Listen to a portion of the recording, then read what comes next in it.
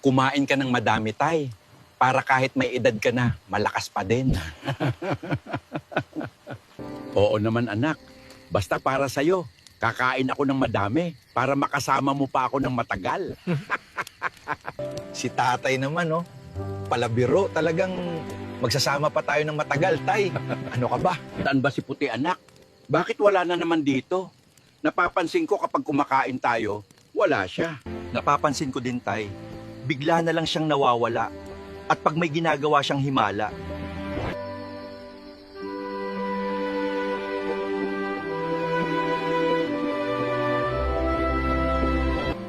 Andito lang pala si Puti, anak. Akala ko kung saan na napunta.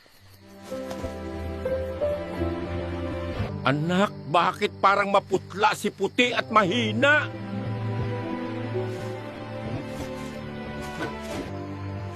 papasok na tayo sa bahay, Puti, para makapagpahinga ka. Magpahinga ka ng mabuti, Puti, para umayos yung pakiramdam mo. Anak, batid ko talaga na pag naglalabas siya ng kapangyarihan, maya-maya nang hihina siya. Napapansin ko rin yun, Tay. Pero di natin siya mapipigilan kasi talagang matulungin si Puti. Tulog na si Puti, Itay. At sana maging okay na siya bukas.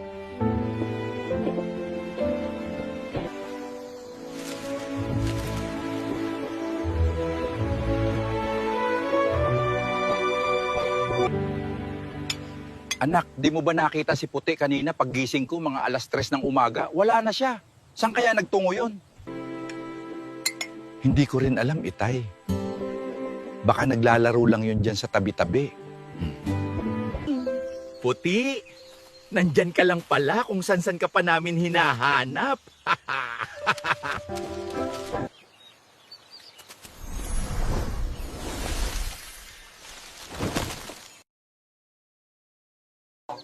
Ang galing mo talaga, Puti. Matamis siguro tong mga mangga.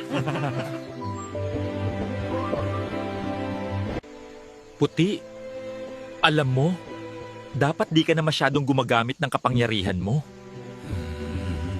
Hindi ka namin pinapagalitan. Puti ang sa amin lang. Baka kung anong mangyari sa'yo. Ayaw naming mapahamak ka, Puti. Dahil pamilya ka na namin. Ma'am, parang buong araw ata tayo kakain ng mangga nito, Puti.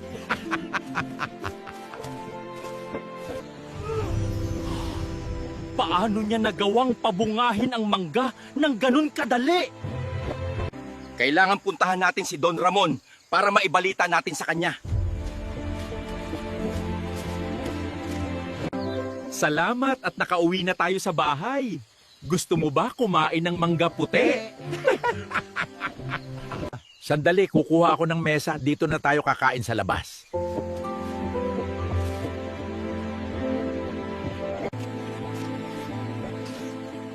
Ang sarap at ang tamis ng mangga puti.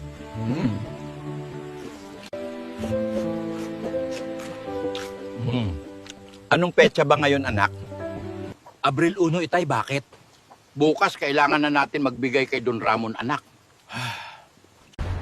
Don Ramon, nakita namin na yung kasama nilang 8 ang buntot, may kapangyarihan. Bigla na lang umiilaw yung buntot niya. Tapos biglang nagkabunga yung puno ng mangga. Nasaan ngayon ang mag-ama? Nasa bahay na nila Don Ramon. Kasama yung nilalang na 8 ang buntot. Gusto ko makita mismo sa mata ko na may ginagawa ang nilalang na yon. Di ba? Ang sarap, Puti.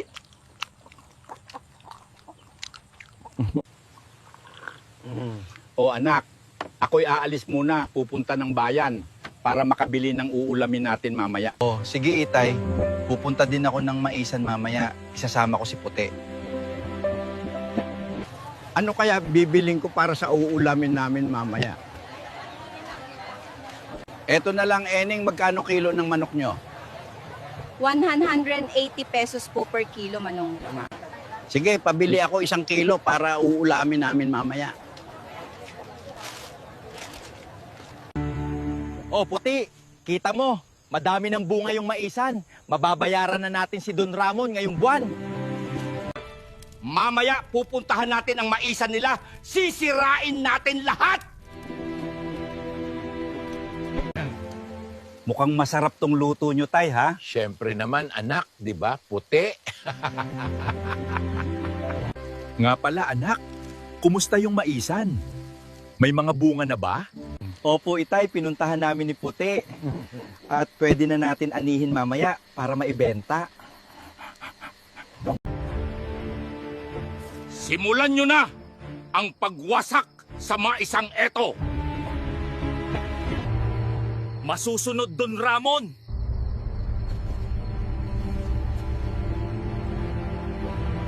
Tara tay, tayo'y pupunta ng maisan para maani na natin.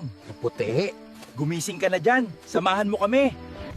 Ngayon, wala na silang maibabayad sa akin dahil wala na silang maibibentang mais. At malalaman at makikita ko na sa dalawang mata ko kung totoong bang may kapangyarihan ang nilalang na yon. Tara tayo, aalis na at magtatago at panunuorin natin ang reaksyon ng mag-ama.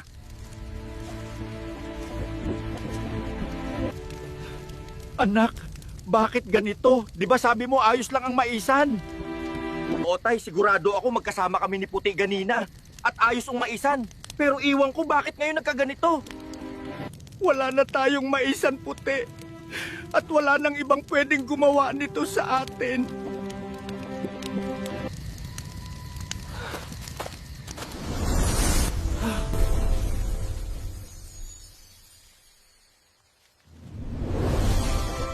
Wow, Puti. Ang galing mo at ang liwanag ng paligid. Namumunga ang buong maisan. Grabe ka talaga puti.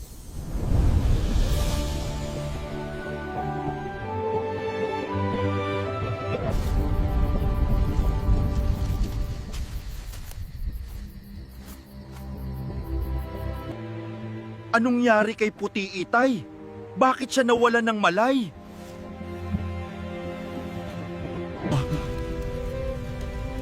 Baka dahil sa paggamit niya na naman ng kapangyarihan, anak. Tara tay, kailangan na natin iuwi si Puti sa bahay.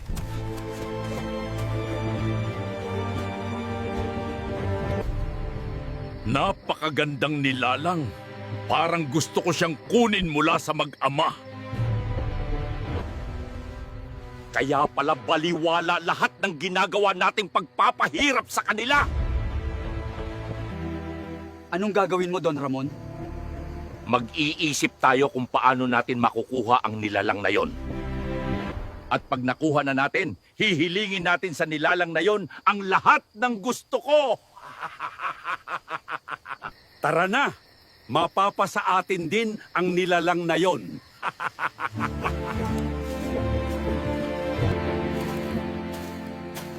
Kumusta si Puti anak?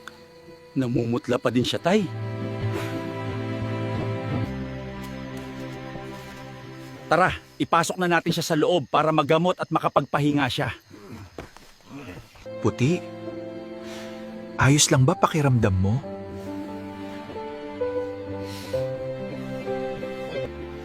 Di ba sinabi na namin sa'yo na huwag ka na maglabas ng kapangyarihan mo para hindi ka na magkaganito? Hayaan mo na lang kami mag-ayos ng problema namin, Puti. Kaysa ganito mapahamak ka. Hindi namin kakayanin. Nagpapasalamat kami sa Diyos dahil binigay ka niya sa amin, Puti. Pero wag mong ipahamak ang sarili mo para sa amin. Parang masama ang kutob ko. May maling nangyayari sa anak ko. Kailangan ko makita ang anak ko, di baling magulat sila sa akin!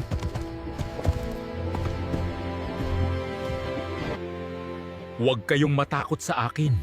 Ako ang ama ni Puti at nandito ako upang tulungan siya. Ang napakabait kong anak na mas pinili ang pagtulong kahit ikakapahamak niya. Patawad po, kaibigan. Hindi po namin sinasadya ang nangyari. Alam ko naman na tinanggap at minahal niyo ang anak ko. Kaya nandito ako upang tulungan kayo. Gagaling ka din, anak.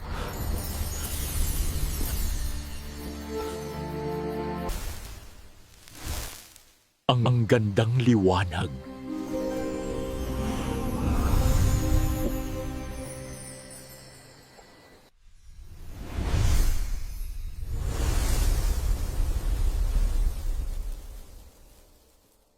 Magaling ka na, puti.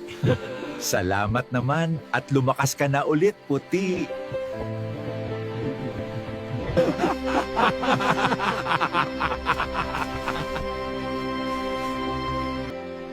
Maraming salamat sa iyo, kaibigan. Anak, mag-ingat ka palagi at huwag ka makulit. Ako'y aalis na, aking anak, at mag-iingat ka palagi.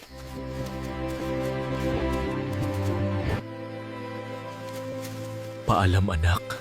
Mag-iingat ka palagi at magkikita pa tayo muli. Anak, bakit ang tagal ni Puti?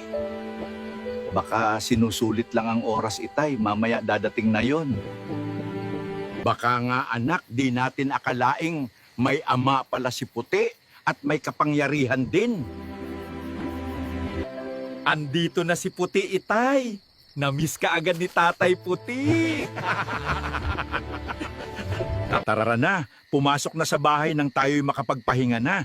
Opo, Itay. Tara, Puti. Buti na lang, Itay. Dumating ang tatay ni Puti. Oo, anak. Alam ko na, binabantayan niya lang si Puti. Oo, anak. O anak, matulog na tayo. Maaga pa tayo bukas para mag-ani sa maisan at nang maibenta.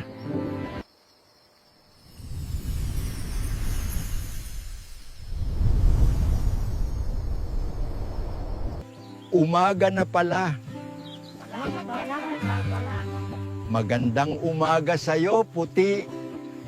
Aalis tayo, anak. Pupunta tayo ng ilog. Maliligo. Oo, sige Itay. Para pagkatapos, maaga tayo makaani ng mais at makabenta sa bayan.